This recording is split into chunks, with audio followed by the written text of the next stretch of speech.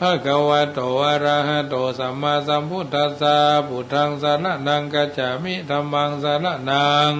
กัจฉามิสังฆังสรณังกัจฉามิทุติยัมปิพุทธังสรณังกัจฉามิทุติยัมปิธัมมังสรณังกัจฉามิทุติยัมปิสังฆังสรณังกัจฉามิตติยัมปิพุทธังสรณังกัจฉามิตติยัมปิธัมมังสรณังกัจฉามิตติยัมปิสังฆังสรณังกัจฉามิสรณกัมมนังพุทโธสัพพัญญูตยานโนธัมโมโลกุตตะโลนาวาสังโฆมะคะพะละโตจาอิเจตังลัตนะตยังเอตัสสะอนุภาเวนะสัพพะอันตรายโยวินาศสันตุโน นะโมอิติปิโสภะคะวะอะระหังสัมมาสัมพุทโธวิชาจารณะสัมปันโนสุขโตโลกวิทูอนุตตโลปุริสธรรมสารติสัทธาเทวมนุสสานังพุทโธภะคะวะติสวากขาโตภะคะวะตาธัมโมสันติติโกอากาลิโกเอหิปัสสิโกโอปนายิโกปัจจตังเวทิตาโพวิญโยหิติสุปฏิปันโนภะคะวะโตสาวกสังโฆอุจุปฏิปันโนภะคะวะโตสาวกสังโฆยะยะปฏิปันโนภะคะวะโตสาวกสังโฆสามิจิปฏิปันโนภะคะวะโตสาวกสังโฆยะติตังจัตตาริปุริสายุคานิอัฏฐปุริสาบุคลาเอสะภะคะวะโตสาวกสังโฆอาหุนยโยปะหุนยโยตักขินยโยอัญชลีกะลานิโยอนุตตรังปุญญเขตังโลกัสสาติยันตุนิมิตังอวะมังคลัญจโยจามนาโพสกุณาสัสสะโดปะปะกะโหตุสุปินังอากันตังพุทธานุภาเวนะวินาสเมนโตยันตุนิมิตังอวะมังคลัญจโยจามนาโพสกุณาสัสสะโดปะปะกะโหตุสุปินังอากันตังธัมมานุภาเวนะวินาสเมนโตยันตุนิมิตังอวามังคลัญจโยจามนาโพสกุณาสัสสะโตปะปะกะโหตุสุปินังอากันตังสังฆานุภาเวนะวินาสเมนโตติปิโสภะคะวะตานาปารมีสัมปันโนตนะอุปปารมีสัมปันโนตนะปรมัตถปารมีสัมปันโนเมตตาไมตรีกรุณามุทิตาอุเบกขาปารมีสัมปันโนอิติปิโสภะคะวะศีลปารมีสัมปันโนศีลอุปปารมีสัมปันโนศีลปรมัตถปารมีสัมปันโนเมตตาไมตรีกรุณามุทิตาอุเบกขาปารมีสัมปันโนอิติปิโสภะคะวะเนคขมมะปารมีสัมปันโนเนคขมมะอุปปารมีสัมปันโนเนคขมมะปรมัตถปารมีสัมปันโนเมตตาไมตรีกรุณามุทิตาอุเบกขาปารมีสัมปันโนอิติปิโสภะคะวะปัญญาปารมีสัมปันโนปัญญาอุปปารมีสัมปันโนปัญญาปรมัตถปารมีสัมปันโนเมตตาไมตรีกรุณามุทิตาอุเบกขาปารมีสัมปันโนอิติปิโสภะคะวะวิริยะปารมีสัมปันโนวิริยะอุปปารมีสัมปันโนวิริยะปรมัตถปารมีสัมปันโนเมตตาไมตรีกรุณามุทิตาอุเบกขาปารมีสัมปันโนอิติปิโสภะคะวะขันติปารมีสัมปันโนขันติอุปปารมีสัมปันโนขันติปรมัตถปารมีสัมปันโนเมตตาไมตรีกรุณามุทิตาอุเบกขาปารมีสัมปันโนอิติปิโสภะคะวะสัจจะปารมีสัมปันโนสัจจะอุปปารมีสัมปันโนสัจจะปรมัตถปารมีสัมปันโนเมตตาไมตรีกรุณามุทิตาอุเบกขาปารมีสัมปันโนอิติปิโสภะคะวะเมตตาปารมีสัมปันโนเมตตาอุปปารมีสัมปันโนเมตตาปรมัตถปารมีสัมปันโนเมตตาไมตรีกรุณามุทิตาอุเบกขาปารมีสัมปันโนอิติปิโสภะคะวะเมอาอุเบกขาปารมีสัมปันโนอุเบกขาอุปปารมีสัมปันโน อุเบกขาปรามาตาปาลามีสัมปันโนเมตตาไมตรีกรุณามุทิตาอุเบกขาปาลามีสัมปันโนอิติปิโสภควาทัสสะปาลามีสัมปันโนทัสสะอุปปาลามีสัมปันโนทัสสะปรามาตาปาลามีสัมปันโนเมตตาไมตรีกรุณามุทิตาอุเบกขาปาลามีสัมปันโนโสภควาอิติปิสวาธุพระปัญญาปารมี30ทัศสวาธุพระปัญญาปารมีวัดแวดล้อมวิริยาปารมีออมละวังดีศีลปารมีบังหอกบังดาบเมตตาปารมีป่าแพ้ทางปืนตาหน้าปารมีฮือเป็นผืนดังต่ออุเบกขาปารมีฮือก่อเป็นเวียงสัจจะปารมีแวดละวังดีเป็นไม้ไตรคันติปาลามีกายเป็นหอกเป็นดาบบังหน้าไม้และปืนไฟอธิษฐานหน้าปาลามีพันดาบไปทุกแห่งแข่งแง่งป่าฝูงหมู่มารปีศาจภายเพศทุกทวีปพบที่พังภายนี้นั่งธรณีอัศจรรย์โสสะเหมือนฟันอยู่ข้างน้ำนาทีนงกวางต่อกวางแตกตีฟ้องละนองละนอกลายเป็นเขาตอกดอกไม้ถวายปูชาพระแก้วแก่นไทยสตันพระบุตรทางเอ่ยจงมาบายโปรดอนุญาตทอดโปรดผู้ขาแท้ดีลีแม่ธรณีออกมายีดมวยผมอยู่ที่ท่าจ้างหายคายขะจังงาซับดินพ่นน้ำนาทีลงพันพายก็จังพายหักโตบเท้าพระยามานห้องเอาปูนกัวกับยอมือคืนตุนหัวใส่เกาบุคณีเราได้จีว่าลูกศิษย์พระพุทธเจ้าผู้มีบุญสมปานอันมากนักพระพุทธเจ้าจึงตั้งพระปัญญาปาลามีไว้เก้าชั้นทั้งไว้ทั้งนาก็ได้เก้าชั้นทั้งไว้ทั้งหลังก็ได้เก้าชั้นตั้งแต่หัวแผ่วตีน ก็ได้เก้าชั้นตั้งแต่ตีนแผ่วหัวก็ได้เก้าชั้นแสนว่าลูกปืนจักมาเสมอเหมือนฝนแสนหาก็บ่มีมาจากใครใดข้าพระเจ้าเลยใดจีว่าพุทธกุนังธรรมกุนังสังฆกุนังพุทธอินตา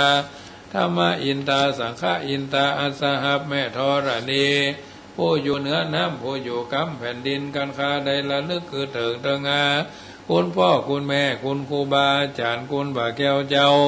ทั้ง3ประการคือคุณพระพุทธคุณพระธรรมคุณพระสงฆ์คุณแดดคุณฝนคุณน้ำคุณลมคุณไฟคุณกุศลเจ้าก็ดีคุณนางอุตตราเจ้า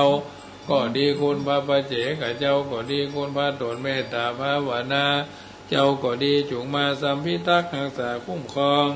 ตั้งกำนาและกำหลังยังตนตัวแห่งผู้ฆ่าตั้งแต่ทีฆากาลยามนี้วันนี้ค่ำคืนนี้และต่อไปนี้จิมแด่เธอปุตโตปุตตังรักษาธัมโมธัมมังรักษาสังโฆสังฆังรักษาปุโธปุถังอะระหังธัมโมธัมมังอะระหังสังโฆสังฆังอะระหังพุทโธพุทธังกันหะธัมโมธัมมังกันหะสังโฆสังฆังกันหะอายุวันโนสุขังพลังใจยตุภวังใจยะสุปมังกลังใจยะโสถีภวันตุโวสิริวิจยะชนะมหาเถโรสิทธิราโภภวันตุเมพลโตดูลาหมู่เฮาเราเจ้าคาสุนันตุจงฟัง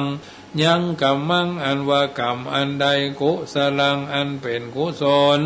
คนกินจิแม่นหน่อยหนึ่งกัตตพังอันเปิงกะทำแล้วสัพเพหิอันเฮาตั้งหลายกะทังอันใดกะทำแล้วเยเตวาอันว่าเทวดาตั้งหลายฝูงได้อัศมิงฐานเนอธิกตาอันมาถึงในที่นี้เป็นตนอนุโมทันตุจงอนุโมทนาผลยังซึ่งบนกะทังอันเฮาตั้งหลายหากใดกะทำแล้วนั้น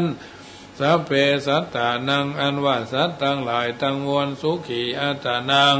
ปาริหารันตุจงหักษาตนอยู่เป็นสุขสัตา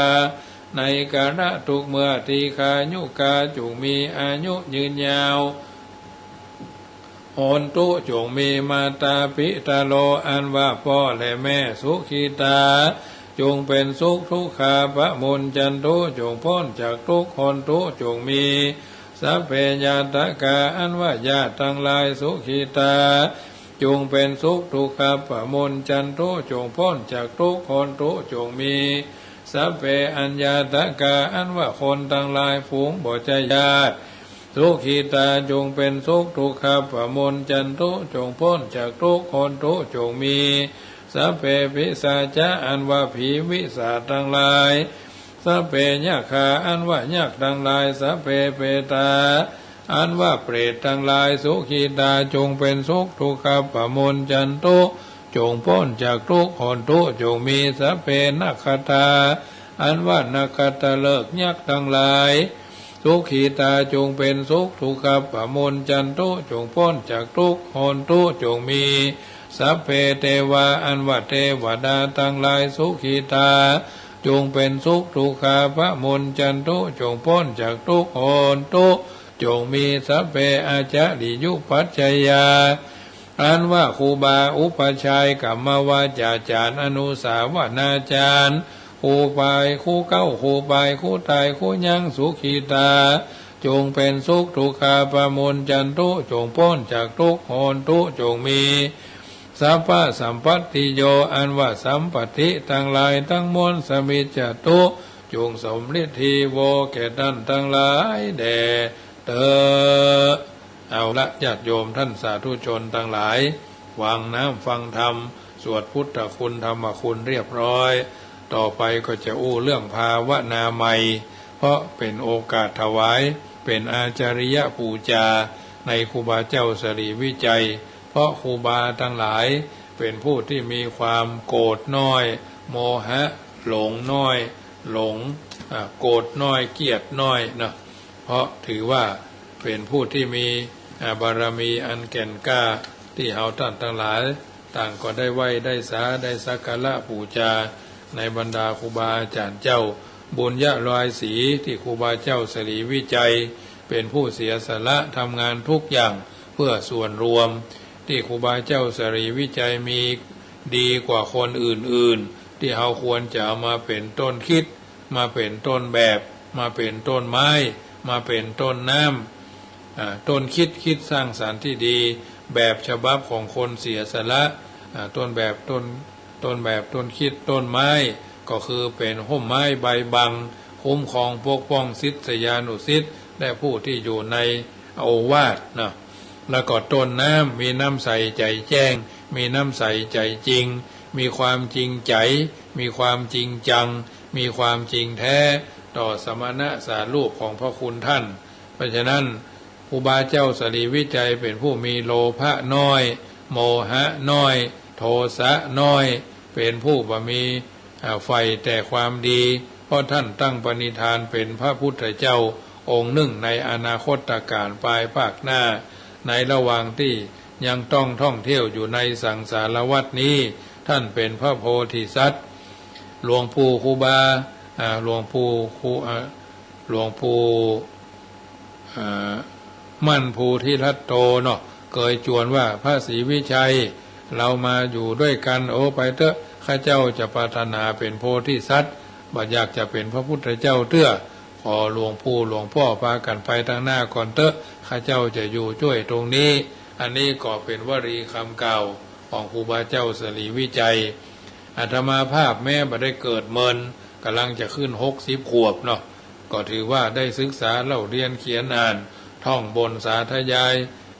ค้นคว้าหนังสือแต่ละเล่มร่วม10,000 เล่มที่ได้อ่านมาเนาะอ่านจนจบเนาะเอาสาระที่มันดีๆเอามาอู้เอิ้นเจริญปอน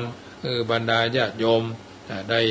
ได้ยินได้ฟังสาระอัตถะอู้ได้ทุกวันอู้ได้ทุกเวลาบางทีบางครั้งก็อาจจะเทียบเคียงเหมือนกันพ้องทีนี้เฮาก็ยังดีกว่าแถมเยอะแยะมากมายเฮาบ่ต้องไปพอคนอื่นดีกว่าเฮาบ่ต้องไปพอคนอื่นสูงกว่าเฮาต่ำกว่าเฮาเสมอเฮาถือว่าทุกคนจุใหญ่น้อยใจยิงแม้มีความฮักก็ฮักแบบเคารพนับถือแบบเชิดชูปูจาฮักความฮัก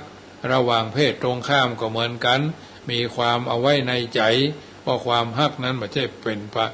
เพิ่นห่อเป็นรูปเป็นนามธรรมมันไม่ใช่เป็นรูปธรรมไม่ใช่ว่าพอใจฮักแม่ยิงสามีฮักภรรยานี่เป็นรูปร่างหรอก เป็นตัวตนพออยู่ในห้องเดียวกันห่มผ้าห่มผืนเดียวกันเนี่ยอยู่ในบ้านเดียวกันน่ะมีสุขร่วมเสพมีทุกข์ร่วมแก้ไขเนี่ยมีลูกก็ช่วยกันเลี้ยงช่วยกันแปลงเอามาเป็นตัวเป็นตนเนาะอันนี้อย่างที่ท่านทั้งหลายมีประสบการณ์ครูบาเจ้าเสรีวิจัยท่านก็ได้รับการยกย่องนับถือจากคนทั่วทุกสารทิศว่าจะเป็นเจ้าบ้านเจ้าเขาเจ้าดอยเจ้าเมืองเจ้าในเมืองนอกเมืองเปิ่นถึงว่าตั้งนาแม่ห้างจ้างไม้เนาะตั้งนาหอตั้งนาหอเส้นตั้งนาห่องหอยเ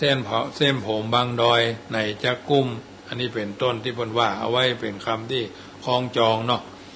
แม่ห้างกับหนาน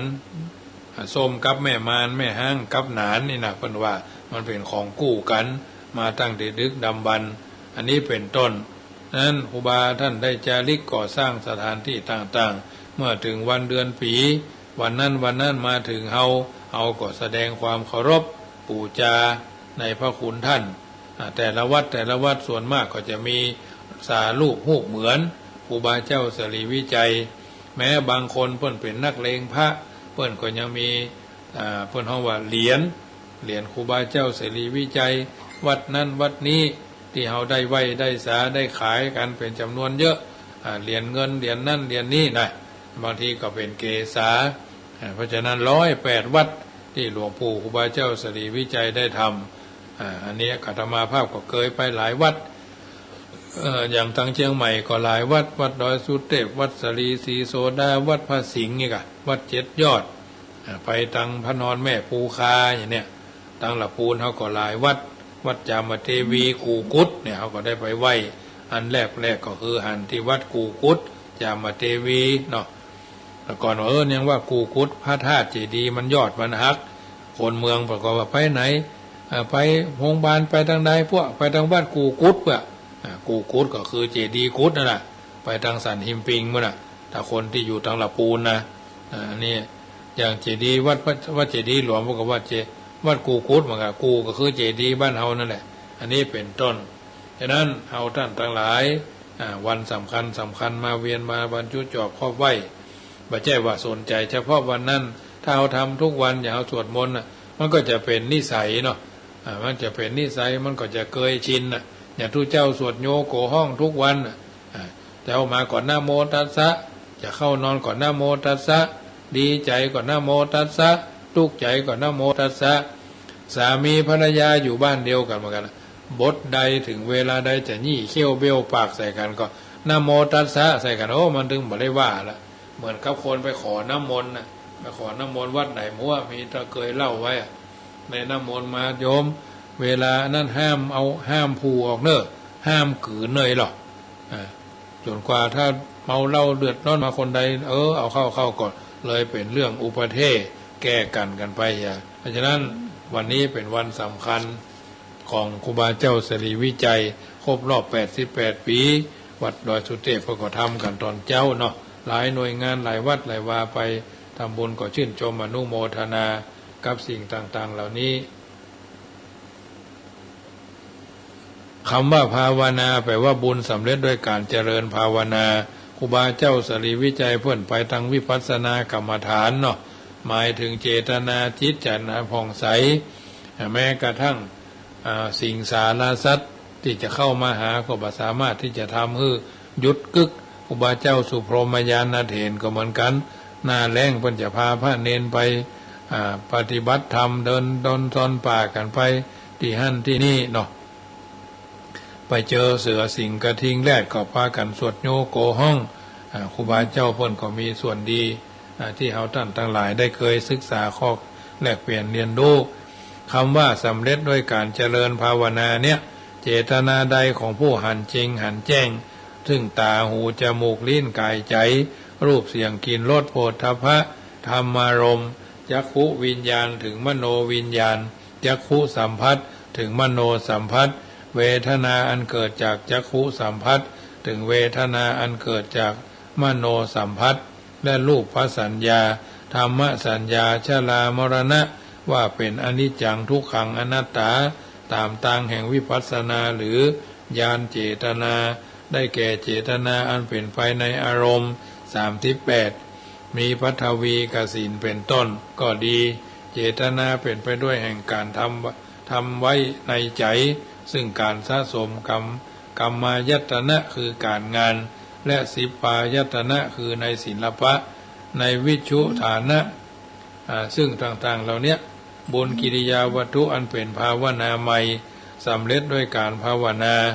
หูสภาวะการเคลื่อนไหวของลมหายใจหายใจเข้าก็รู้หายใจออกก็รู้ร้อยหนพันหนเนี่ยย่อมมีแก่พูดเริ่มต้นพิจารณาการนึกตามด้วยพิจารณาทั้งความสิ้นไปความเสื่อมไปแห่งสังขาร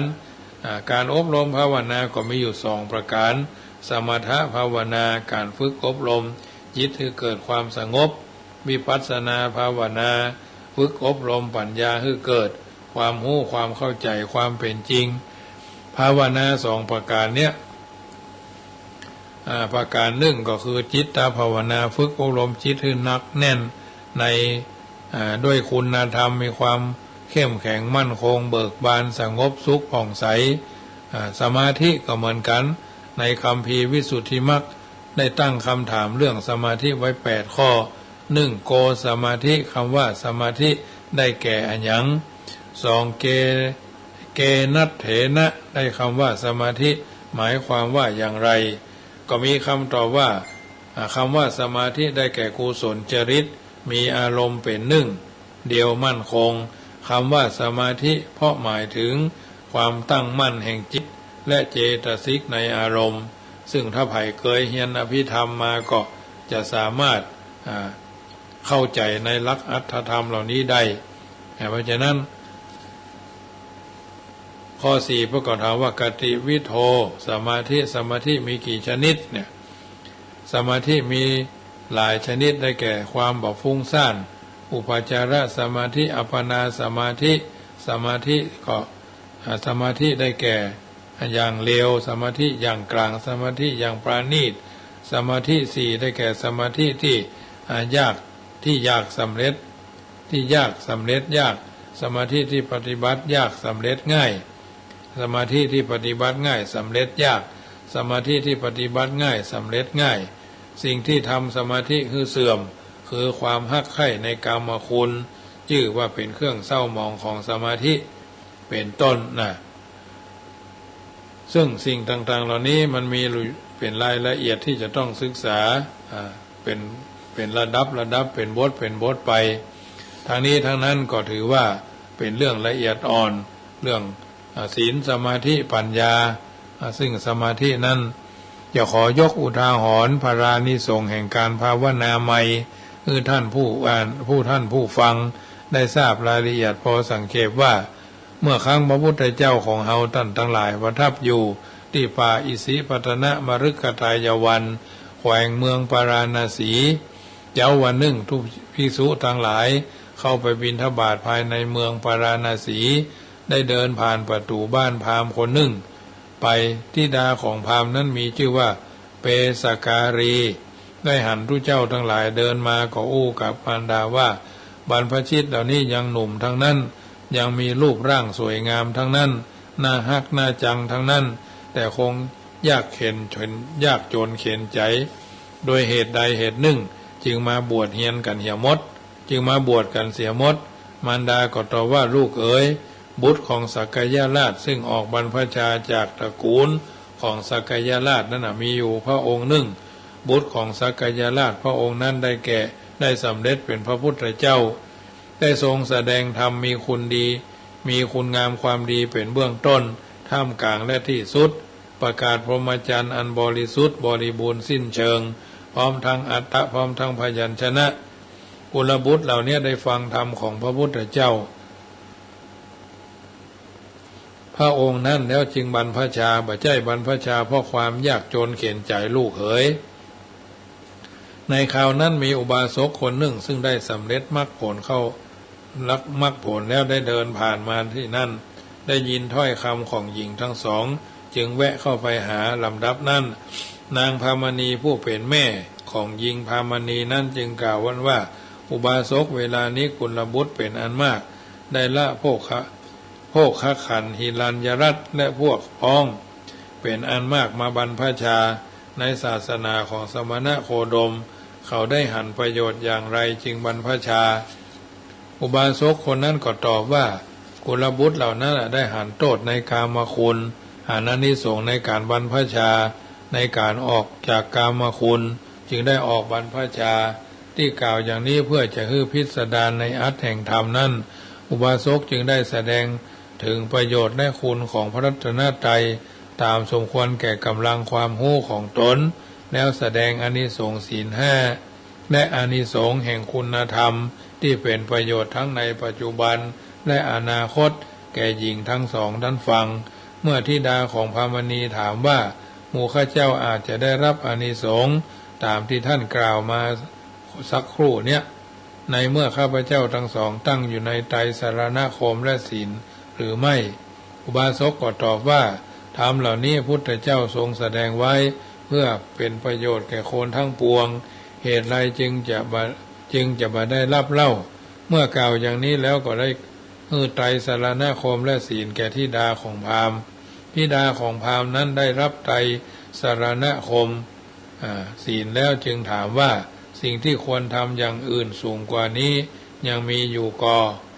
อุบาสกได้สังเกตหันธิดาของพามณีเป็นผู้มีความหู้ดีก็นึกหู้ว่ากุมารีเนี่ยเป็นผู้มีอุปนิสัยดีจึงได้บอกกรรมฐานอันว่าด้วยอาการ32ทำให้กุมารีนั้นหมดความรักในร่างกายแล้ว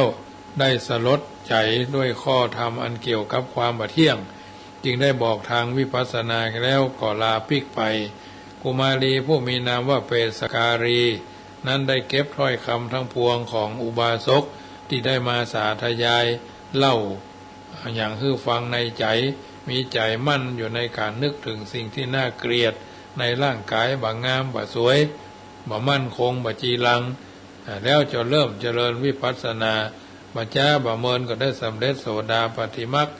โสดาปัตติผลตามอุปนิสัยของตนในกาลต่อมากุมารีเปสการีนั้นได้ล้มหายตายจากได้ไปเกิดเป็นนางสนม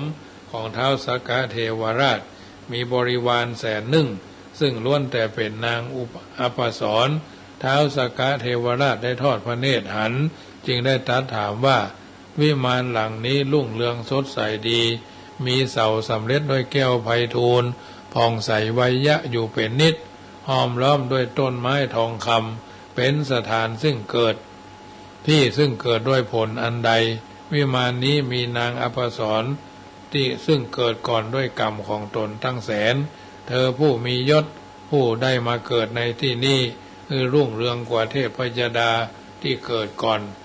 ดวงเดือนซึ่งเป็นราชาแห่งดวงดาวย่อมรุ่งเรืองกว่าดวงดาวทั้งหลายฉันใดเธอก็รุ่งเรืองกว่าหมู่นางอัปสรเหล่านั้นดูก่อนเทวดาผู้รุ่งเรืองหน้าดูยิ่งนี้เธอมาจากไหนหรือแล้วได้มาเกิดที่นี่ได้อย่างใดเทพพยดาอินพรหมย่อมบ่ฮู้เบื่อในการหันเธอ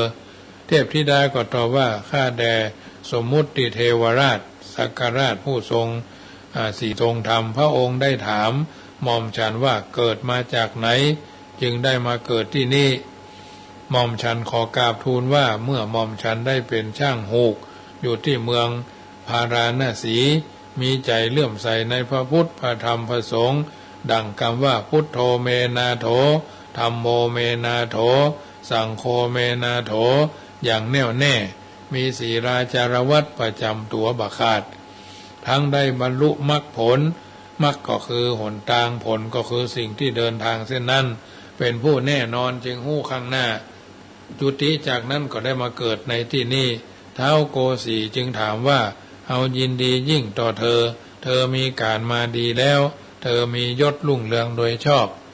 เธอเป็นผู้เลื่อมใสในพระพุทธพระธรรมพระสงฆ์พุทธังสารนังธัมมังสารนังสังฆังสารนังอย่างแน่นอนมีศีลประจำตัวบ่ได้ขาดบ่ได้วิ่นทั้งได้สำเร็จมรรคผลแน่นอนที่จะหู้ดีข้างหน้าแล้วเพราะฉะนั้นเธอจึงชื่อว่าการมาของเธอเป็นการมาดีแล้วทำให้เฮาเพิ่มปีติ สมนัสยิ่งนักนี้เป็นกุศลแห่งการเจริญภาวนาในอสุภกรรมฐานโดยแท้อันเนี้ยญาติโยมท่านผู้ฟังทั้งหลายวันนี้ได้อู้เรื่องของที่ดาช่างหูได้บรรลุพิจารณาสาธยายบทกรรมฐานที่ผู้ที่ได้สาธยายแล้วก็นำไปเป็นข้อพินิจพิจารณาเดินทางชีวิตโดยมีหลักยึดหลักประพฤติเป็นลำดับไปเอาท่านทั้งหลายก็เช่นเดียวกันสามารถที่จะสร้างจะเสริมจะเพิ่มจะเติมโดยเฉพาะมีจิตใจสำนึกเพิ่นบอกว่าการอยู่จากการหู้จักความสามัคคีเป็นผลดีแข่งพระศาสนาการหู้จักการพัฒนาดีกว่าการทำเวลาให้เสียเปล่าการคัดแย่งแข่งดีทำให้การทำความดีตกต่ำการเหยียบย่ำซ้ำเติมขอคนอื่นทำให้เฮามีสติรอบการกึศดีทำดีเป็นผลดีแก่ตนและคนอื่นการทำกายให้สดชื่นเหมือนทำอายุยืนมั่นหมื่นปี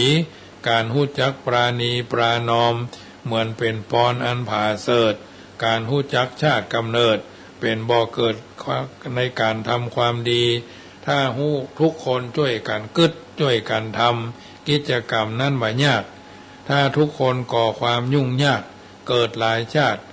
บ่ทำให้ชาติศาสตร์เจริญถ้าทุกคนหันหน้าเข้าหากันกิจกรรมสำคัญก็สำเร็จง่ายสำเร็จโบยถ้าทำงานบ่ฮู้จักเบื่อหน่ายย่อมได้มิตรสหายเป็นเงินเป็นทองอันนี้เป็นต้นญาติโยมท่านสาธุชนท่านผู้ฟังทั้งหลายรายการเสียงธรรมก่อนรับตาประจำวันอาทิตย์ที่30เดือนมีเมษายนพุทธศักราช2566ก็ได้จุจอดลอดถึงมาถึงช่วงสุดท้ายก่อนนำรายการจากท่านไปก็จะนำบาญาติโยมทั้งหลายไหว้คุณของพระพุทธเจ้าแบบโบราณบัณฑิตผู้รู้กล่าวเอาไว้ระลึกหนึ่งคุณงามความดีของท่านพระเดชพระคุณท่านเจ้าคุณพระอภัยสารตะ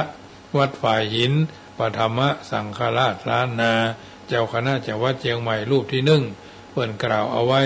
หลายร้อยปีที่ผ่านมา192ปีเนาะเพิ่นว่าเอาไว้ว่าสุขโตอันว่าพระพุทธเจ้าตนมีลำเนาเราตนอันงามโอกันเตได้เสด็จลงมาปฏิสนธิในคัพพะคือต้องแห่งแม่คุรุวารัศมีในวันพฤหัสหรือวันพัดนิคมิตตัวได้เสด็จออกจากต้องแม่สุขวารัศมีในวันศุกร์นาโถเป็นที่เพิ่งแก่คนและเทวดานิขันโตเสด็จออกผนวดบวชจันทวารัศมีในวันจันทร์สัมพุทโธได้ทลัดปัญญาสัพพัญญูตญาณพุทธวาระเกในวันพุธโสภควาอันว่าพระพุทธเจ้าเทเสสิได้เทศนาธรรมจักกังยังธรรมจักโสลีวาเลในวันเสาร์มาละจิโนพระพุทธเจ้าตนป่าแพ้แล้วปัญจมาเลยังพยามาร5ประการปรินิพพุติก็ดัดเสด็จดับขันธปรินิพพานอังคาละวาเลในวันอังคารอาคิเตโจอันว่าเตโจธาตุไหม้คือไฟไหม้ธาตุของพระองค์นะละวิวาเลในวันอาทิตย์อิเมสัตตวาลาอันว่าวันทั้งหลาย7วันฝูงนี้สัมพุทธัสสะแห่งพระพุทธเจ้าอาหังอันว่าผู้ฆ่าทั้งหลายจุใหญ่น้อยใจยิงวันตามิก็กราบแนบใต้ไหวสาสัพปตาในกาละทุกเมื่อจะนี้แลเนี่ยท่านทั้งหลายถ้าเอาไหวทุกวันสาธยายทุกวันมันท่องมันเฮียนมันเขียนมันอ่านมันสาธยายทุกวันก็จะทำให้เกิดความชำนิชำนาญช่ำชองคล่องปากเหมือนเอาเพลงน่ะเพลงชาติเพลงข้าวอเพลงสรรเสริญพระบารมีอย่างที่เพิ่นว่าตอนเคารพธงชาติเมื่อแรงก็เหมือนกันเพิ่นว่าธงชาติไทยเป็นสัญลักษณ์ของความเป็นไทยโปรดยืนตรงเคารพธงชาติเพื่อความเป็นเอกราชของชาติไทยที่เพิ่นว่าเนี่ยถ้าเฮาใส่ใจสนใจมันก็ถือว่าเป็นอุปเทศ